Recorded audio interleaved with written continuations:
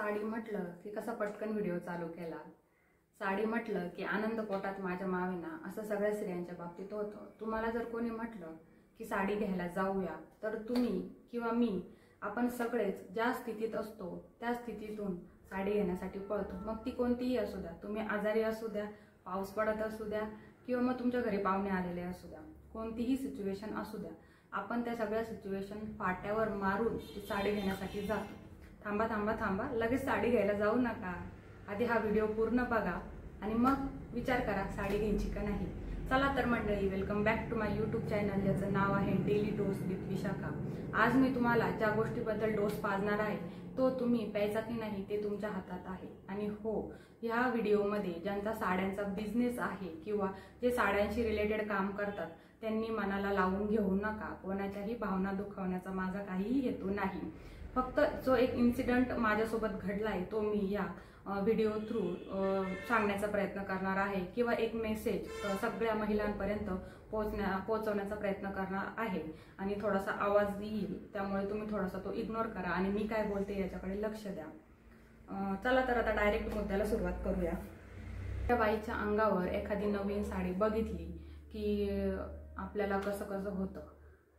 ती कुठेही असू द्या, मार्केटमध्ये असू द्या, बसमध्ये, ट्रेनमध्ये, किंवा एखाद्याच्या कार्यक्रमाला, लग्नाला, कुठेही आपण एखाद्या नवीन फॅशनची साडी बघितली की आपला जीव असा कसा कसा होऊन जातो। आपल्याला पण असं वाटतं अरे मी कधी ही साडी घेईल, हा नवीन फॅशन तर नाही आली मार्केटमध्ये, असं आपल्या सगळ्यांच्या मनात असे वेगवेगळे प्रश्न तयार होऊन जातात की मला पण घ्यायची आता अशी साडी, मला पण घ्यावं लागणार, अरे हिने घेतले मग मीच कसं काय मागे राहू, मी पण घेणार साडी, असं सगळं काही असतं। आपण तिथं तो विषय सोडून देतो, पण घरी आल्यानंतर आपला जो कुरापती दिमाग असतो ना, तो ज्या स्पीडने चालतो त्या स्पीड म्हणजे नेक्स्ट लेवल। आपल्याकडे 100 कारणं तयार असतात। अरे माझा बर्थडेच आहे पुढच्या महिन्यात, अरे रक्षाबंधनच येतंय, लाडक्या बहिणीचे पैसे पण येऊन पडले, आणि बरंच काही असे 100 कारणं आपण तयार करून ठेवतो आणि मग ती साडी घ्यायला जातो। साडी घ्यायला गेल्यानंतर मग साडी पण घेतो, त्या जी काही किमतीची असेल ती आपण साडी घेतो, आणि साडी घेतल्यानंतर मग ती साडी तयार करतो, तिचं ब्लाऊज शिवतो, त्यानंतर त्याच्यावर पेटीकोट घेतो, त्याच्यावर ज्वेलरी घेतो मॅचिंग, सगळ्या गोष्टी करतो। मग तो कार्यक्रम किंवा जो काही जी गोष्ट असते ती जवळ येत असते, मग त्यासाठी आपण रेडी होतो, पार्लरचा मेकअप वगैरे सगळं करतो आपण। मग आता कार्यक्रम पण झाला, मग आता त्याच्यावर फोटो काढून झाले, त्या साडीवरती रील्स काढून झाल्या, स्टोऱ्या टाकल्या, स्टेटस टाकले, सगळं करून झालं। मग आता आपण कार्यक्रम संपला, आता आपण घरी आलो, घरी आल्यानंतर ती साडी चेंज केल्यानंतर ती साडी आपण कपाटात ठेवतो, तो व्यवस्थित घडी घालणार, मग ते साडीचं काय ते पॅकेट असतं त्यामध्ये टाकणार, कारण ती महागाची साडी आहे, मग तिला छान ठेवावंच लागणार आहे।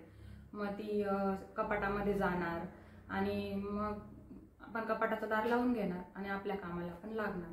ते तुमचं कपाट अक्षरशः कणत असतं, ते म्हणतं नको बस झालं, आता माझ्याकडे एवढ्या साड्यांचा लोड घेण्याची कॅपॅसिटी नाही। एक हसण्याचा विषय आहे, पण ही सत्य गोष्ट आहे, कारण प्रत्येकाच्या घरात एवढ्या साड्या आहेत की तुमचं खरंच कपाट कणते, बरोबर आहे की नाही। माझी गोष्ट खरी असेल तर नक्की कमेंट करा, खरंच तुमच्या कपाटात एवढ्या साड्या आहेत का।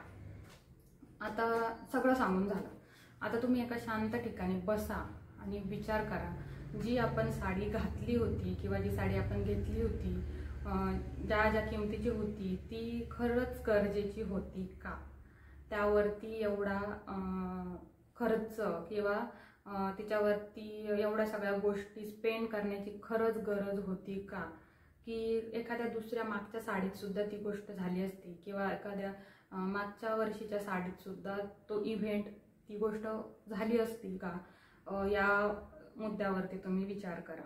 कारण हा मुद्दा घेण्याचा विषय असा आहे की मी एका ठिकाणी गेले होते आणि तिथे असा एक इन्सिडेंट घडला की एक बाई होती, तिने त्या दुकानदाराला त्या साडीचा फोटो दाखवला आणि ती बाई त्या दुकानदाराला बोलते की मला अशी साडी पाहिजे। मग ते दुकानवाले, ते कामवाले दादा असतात, ते बोलले की आमच्याकडे या साड्या आत्ता अवेलेबल नाही, आता त्या संपल्यात। मग ती बाई बोलते की काल तर आमच्या तिथल्या बाईंनी साडी नेली, मग तुमच्याकडे आत्ता लगेच कसं काय संपला, मला आत्ताच पाहिजे ही साडी। मग असं सगळं काही ती बाईच्या डोक्यात ते चाललेलं होतं, ते माझ्या कानावर पडलं। आणि मग मला एक गोष्ट लक्षात आली की अरे अशा किती स्त्रिया आहे ज्या एकमेकींसोबत तुलना करतायत आपलीवाली, की तिने तशी साडी घेतली तर आपण पण घ्यायची का, किंवा तिने घेतली म्हणून मला पण घ्यायची आहे. भले आपलं फायनान्शियल बॅकग्राऊंड तसं नसेल पण मग आपण काहीतरी ॲडजस्टमेंट करून इकडून तिकडून करून ती साडी घेतो आणि त्या गोष्टीवर तो पैसा खर्च करतो. ते खरंच गरजेचं आहे का? आता तुम्ही म्हणाल तुला काय करायचं, आम्ही किती पण साड्या घेऊ आणि किती पण पैसे खर्च करू, तू देते का आमच्या साड्यांचे पैसे? तर मैत्रिणींनो, असं नाही आहे.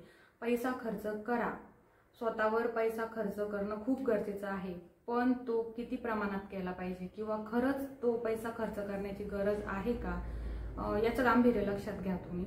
आणि एक उदाहरण घ्या. तर मी तुम्हाला एक उदाहरण सांगते. मी 2000ची साडी घेते. आता तुम्ही एखाद्या तुमच्या साडीचं उदाहरण घ्या आणि कॅल्क्युलेशन करा. मी 2000ची साडी घेतली, त्यात मी 50,000चा फॉल बिडिंग 50,000 नाही, 50 रुपयाचं फॉल बिडिंग करल. त्यानंतर ब्लाऊज शिवल, त्याला काय ते आरी वर्क वगैरे. तर भारीतली साडी म्हटल्यावर तर आरी वर्क झालंच पाहिजे. आरी वर्क वगैरे करल आणि मग त्याच्यावर पेटीकोट, मॅचिंग ज्वेलरी आणि जे काय असेल त्याचं ते करून.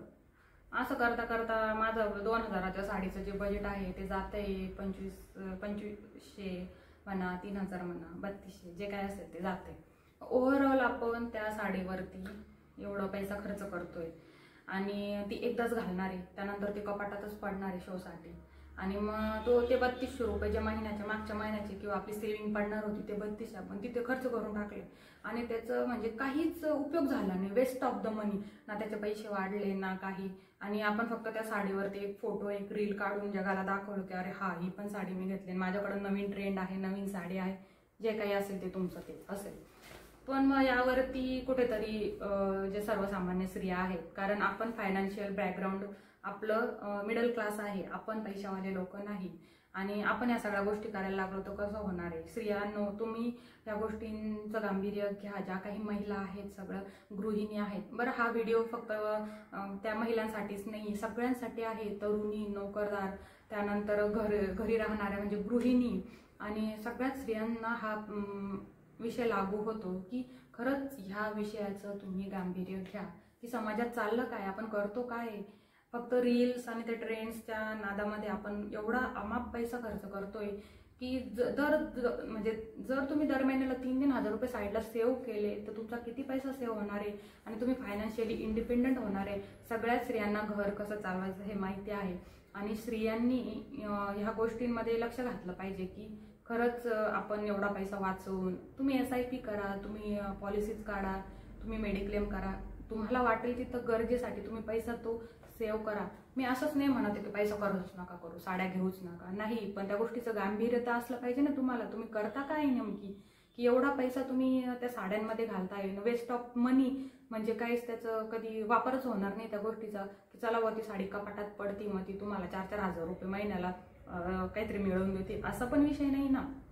विषय तुम्ही हा सिरियसली घ्यायला पाहिजे. आणि माझी एवढीच तळमळ होती की सांगण्याचं तुम्हाला की ज्या दुकानात मी गेले होते तर ती बाई त्या दुकानदाराचं इतकं डोकं खात होती आणि त्याच्यासोबत बिचारा त्याचा नवरा गपचूप उभा होता का, आता त्याच्या बायकोला ती साडी पाहिजे होती. मग तुम्ही पण असंच करता का? तुमच्या नवऱ्यासोबत भांडता का? तुम्ही रुसता का त्या साड्यांसाठी की बिचारा नवरा मग कमवतोच आहे, थोडे थोडे पैसे जमवतोच आहे ना, आपण खर्चच करतोय साड्यांचा, असं पण नाही आहे. तुम्ही तुमच्या घरातल्या व्यक्तींचा पण जे कमवतायत त्यांचा पण विचार केला पाहिजे. मग यामध्ये माझा काहीच हेतू नाही कोणाच्या भावना दुखवण्याचा की ही काय साड्यांचं घेऊन बसली आहे, हिला काय आमच्या साड्यांचं पडलं आणि आमच्या आता ही साड्यांवर आली का, सगळ्या गोष्टी झाल्या ना, आता काय साड्याचं राहिल्या होत्या का, साड्यांचाच विषय राहिला होता का, असं नाही. स्त्रियांनो किंवा माझ्या बहिणींनो, मैत्रिणींनो, नाही, विषय सिरियस आहे आणि आपला समाज कुठे जातोय, ह्या गोष्टी काय घडत आहे समाजामध्ये, सोशल मीडिया आणि ह्या सगळ्या गोष्टीतून. आता तुम्ही मला म्हणता तू पण तर व्हिडिओ टाकतीये, मग तू काय सोशल मीडियावर नाही का? सगळ्या गोष्टी मान्य आहे, पण ज्या गोष्टीची खरंच जिथे गरज आहे त्या गोष्टीचं तुम्ही तिथे गांभीर्य लक्षात घ्या आणि काही गोष्टींना आळा घाला. सगळं आपल्या हातात असतं, आपण काय करायचं. आपल्या कपाटात वर्षानुवर्षे साड्या पडलेल्या असतात, त्याच्यात काही आपल्या जवळच्या आठवणी असतात, कोणाची लग्नाची साडी, डोहाळे जेवणाची साडी, कोणाला नवऱ्याने गिफ्ट दिलेली असते, अशा पण काहींच्या खूप गोड आठवणी असतात साड्यांबरोबर. आणि काही ज्या साड्या असतात त्यांची जुनी फॅशन झालेली असते, त्याच्यामुळे आपण ते वापरत नाही. पण काही स्त्रिया अशाही आहेत की त्यांना वर्षातून फक्त एक साडी भेटते आणि ती साडी भेटल्यानंतर त्यांचं म्हणजे त्यातच त्या खुश असतात. पण आपलं तसं नाही आहे. आपल्याला किती पण येऊ द्या आपण कधीच खुश राहणार नाही, कारण आपल्याला अजून पाहिजे, नवीन ट्रेंड पाहिजे, नवीन फॅशन पाहिजे, ह्या सगळ्या गोष्टी आपल्या डोक्यात चालू असतात. आता एखादी साडी घ्यायला आपण जातो, आपण ठरवलेलं असतं अरे मला पेशवाई घ्यायची, मग आपण ती पेशवाई घ्यायला त्या दुकानात जातो. पण पेशवाई घेण्याच्या नादात ती पेशवाई सोडून देतो आणि दुसऱ्याच साड्या घेतो. एक साडी घ्यायच्या नादात आपण 5 साड्या घेऊन येतो आणि त्या साड्यासाठी आपण कारण काय सांगतो की माझ्याकडे हा कलरच नव्हता आणि माझ्याकडे अशी काय बोलतात त्याला ती डिझाईनच नव्हती किंवा असा पॅटर्नच नव्हता आणि त्यानंतर सूत बघा किती छान आहे आणि एवढा स्वस्त किमतीत मला ही साडी तिथं भेटली. हीच साडी ऑनलाईनला इकडं तिकडं 5,000ला आहे असं आपण काहीतरी फालतू कारण सांगतो आणि तो आपण अनावश्यक खर्च तिथं करून टाकतो. म्हणजे आपण त्या काय माइंडसेटमध्ये असतो म्हणजे मला कळतच नाही. तुम्हीच नाही, माझं सुद्धा असं कधी कधी होतं. मी ज्या माइंडसेटने गेलेले असते ना तो वेगळाच होऊन जातो तिथं गेल्यानंतर. त्या वस्तू बघितल्या, त्या गोष्टी बघितल्या की एवढंच आहे की मी साड्या घेत नाही, पण बाकीच्या वस्तूबद्दल माझं सेम आहे. मी तुम्हाला सांगते, पण ह्या गोष्टीतून पण मी गेलेली आहे. हा माझा स्वतःचा. बाजारात नवीन साडी येते तेव्हा ती साडी दुसऱ्या दिवशी जुनी होऊन जाते, कारण परत जो नवीन दिवस येणार असतो उद्याचा, त्या दिवशी परत बाजारात एक नवीन ट्रेंड येणार असतो. मग असं करत करत तुम्ही अशा किती साड्या घेणार आहात आणि किती ट्रेंड फॉलो करणार आहात. साड्या घेऊच नका असं माझं मत बिलकुल नाही आहे. साड्या तुम्ही घ्या जेव्हा तुम्हाला गरज आहे, एखादा बर्थडे आहे, एखादा कार्यक्रम आहे, जेन्युइनली तिथं तुम्हाला खरंच साडी घ्यावी लागणार आहे. आपले मराठी सण म्हणा, वर्षातून 4-5 साड्या तुम्ही घ्या, पण त्या बजेटमध्ये घ्या किंवा अशा साड्या घ्या की तुम्हाला ज्या रोज वापरता येतील, पटकन घालता येतील आणि म्हणजे त्यांना मेंटेन करायला पण सोपं जाईल. अशा गोष्टीत तुम्ही गुंतवणूक नक्की करा. ते घराचं सगळं मॅनेज करत असते, पण ती ह्या गोष्टींच्या आहारी जात असते कुठेतरी की शेजारच्या बाईने घेतली किंवा मग मार्केटमध्ये नवीन आली, तिने घातलेली होती. ह्या गोष्टी तुम्ही आता सोडूनच द्या, कारण जो येणारा काळ आहे ना तो असाच येणार आहे.